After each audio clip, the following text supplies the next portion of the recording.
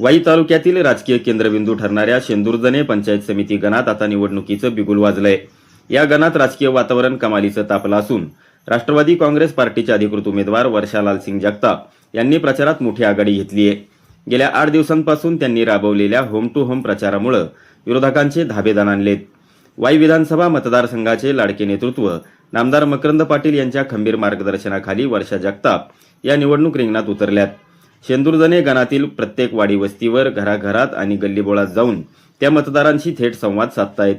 विशेष म्हणजे नागरिक स्वतःहून घराबाहेर पडून वर्षा जगताप यांचं जंगीत स्वागत करताना दिसून येत आहेत, ज्यामुळे या भागात खऱ्या अर्थानं परिवर्तनाचं वारं वाहू लागल्याचं चित्र दिसतंय।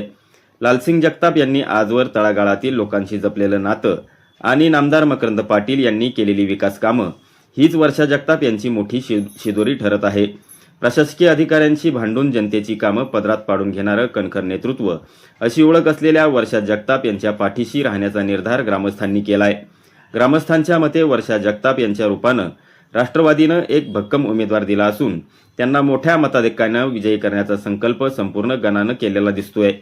एकंदरीत शेंदुर्जणे गणात वर्षा जगताप यांच्यात झंझावात पाहता ही निवडणूक राष्ट्रवादी काँग्रेससाठी विजयाची गुलाल उधळणारी ठरेल अशी चिन्हे दिसत आहेत। व्हिडिओ जर्नलिस्ट प्रवीण गाडे, प्रगती टाइम्स न्यूज, वाई।